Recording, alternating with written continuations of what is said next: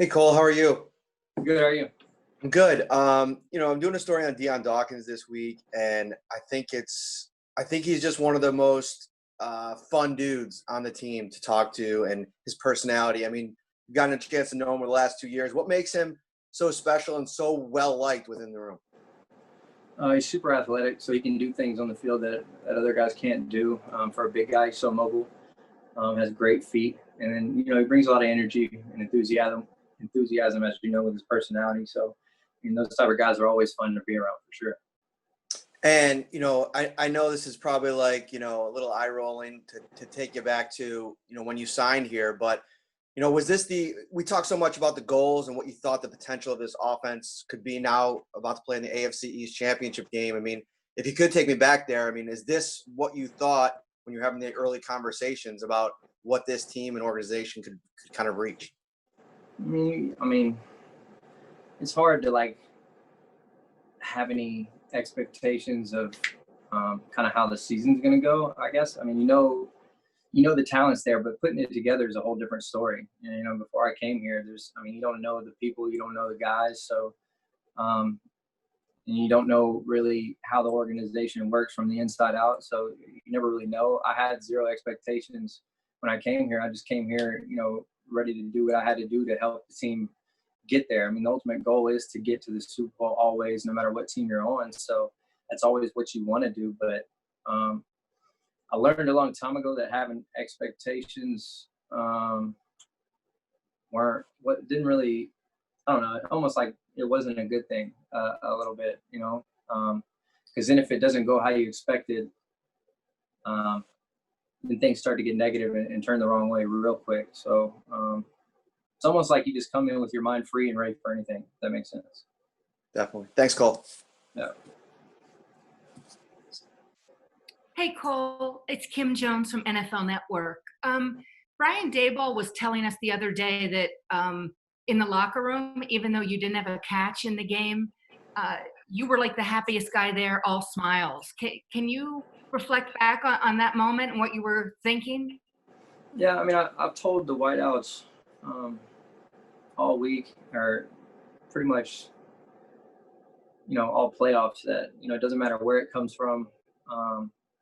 I said, I don't care if I have zero catches or 100. I'm going to give it my all, and I'm going to do what I got to do to help us win. So, and I don't care how we have to do it. It's not the most important thing. The most important thing is, just giving your all every play and doing the best you can. You can't control where the ball goes all the time. So, the goal is still to make an impact, even though a lot of people don't understand that. You can make an impact in the game without catching the ball, whether it's drawing coverage. They have to worry about me underneath either way.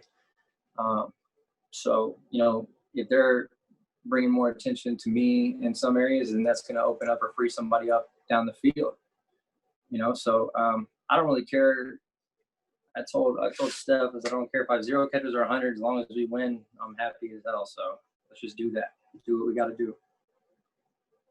Cole, for what it's worth, and I don't think you should care what I think, I'm always impressed by your Zooms. I lurk, even though I don't always ask you a question. I'm here and I listen to them every week, and your perspective is so impressive to me. Have you always had that perspective, or have you grown into it? No, I had to grow into that. It took a lot, in the age of social media and all that, there's so many things pulling you away from what's important and what matters the most. And early in my career, I cared too much about the opinions of other people. I would let it frustrate me because they were saying things that weren't true, and it was based off just something statistical or whatever. And, you don't have to have 1,500 receiving yards every year to be one of the best to do it.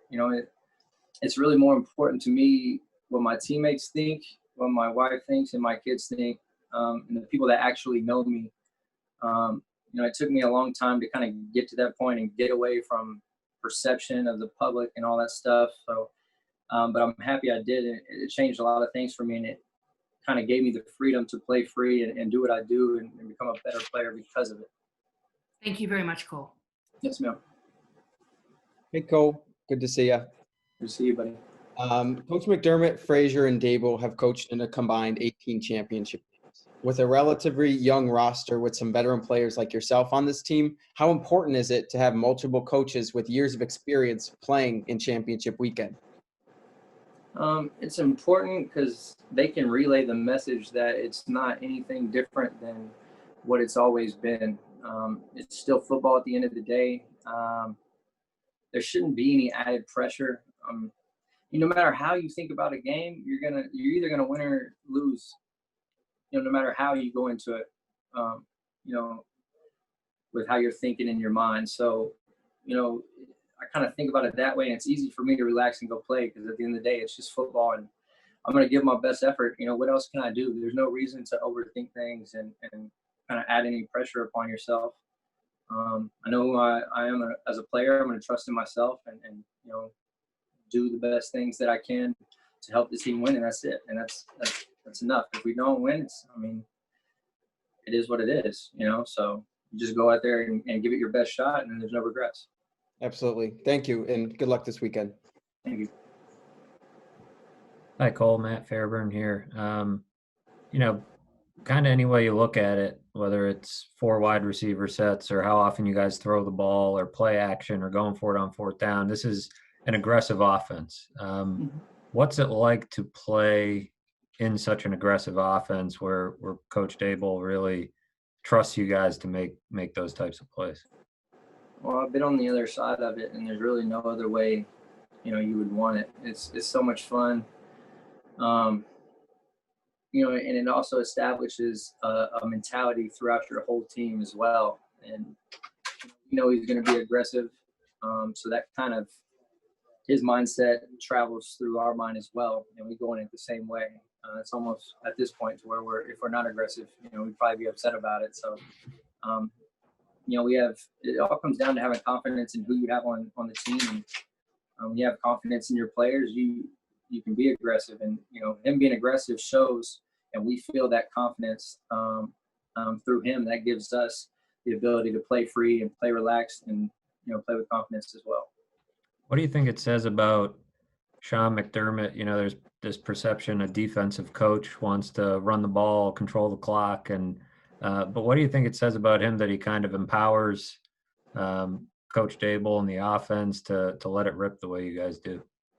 Every coach would love to establish a run game and be able to run the ball. It makes play calling a lot easier when you can do that. But kind of how we built this team and the personnel that we have, it's just kind of went that direction because we have so many weapons that can separate, and when we have that, it'd be ridiculous not to use it. You know what I mean? So Coach McDermott is obviously a smart coach, and he understands how we built this team and how we work. So it goes back to the confidence deal. It's some people might be nervous to throw the ball that many times, but he really trusts us. So when we feel that trust, and like I said, that allows us to play free. So we got to use what we have. Yeah, do you feel like that's almost the way to win in the NFL these days? You look at the 4 teams left, it's 4 big-time quarterbacks, 4 big-time offenses that are throwing the ball a ton. Look, there's never one way to win.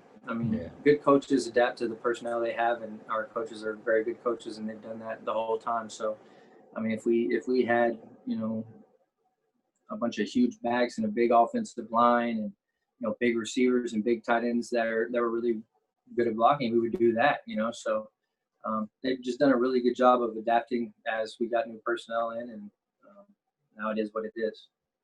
Thank you, Cole. Appreciate it. Yep.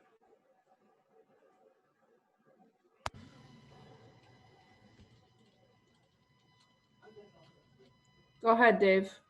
Thank you, Cole. If we could get away from X's and O's for just a second here. A couple of weeks ago, ESPN released a video on some of their social media pages of you rapping at a Dallas radio station in like one of their morning shows. And then, of course, you had dropped a couple of songs pretty recently about that. How did you get in to rapping, first of all, and why is this something that you like to do? I've been into it for a long time. I've probably been recording music for over 10 years. So, most of it was just having fun at first, but then I got really into it and started to fall in love with it. And then it started to turn into, I wanted to be, kind of the best I could be at it. Just like, I don't know. I'm kind of like that with anything I do. If I start playing Call of Duty, I'm gonna try to be the best at that. That's just kind of how my mind works. So, but it's just something I love to do, and it really gives me an outlet to.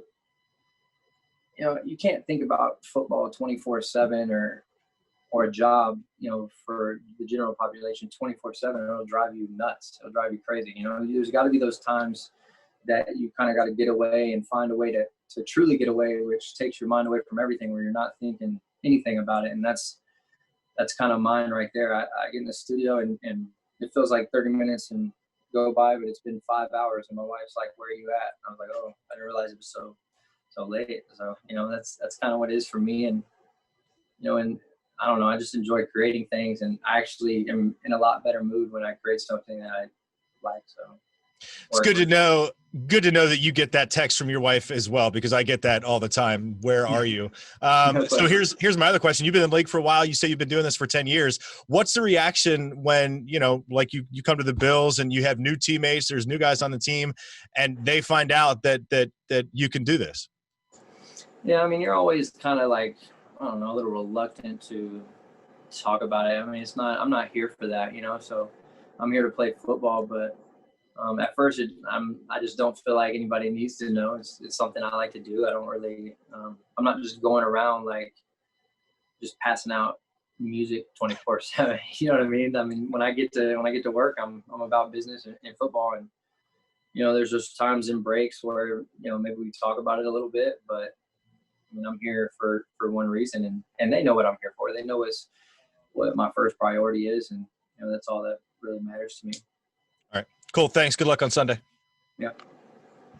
Hey, Cole, Jenna Cottrell. Forgive me if you've been asked this. I jumped in late, but I'm just curious how you look at the Week 6 matchup in terms of game tape. Like, how much of a resource is that for you guys now ahead of this weekend?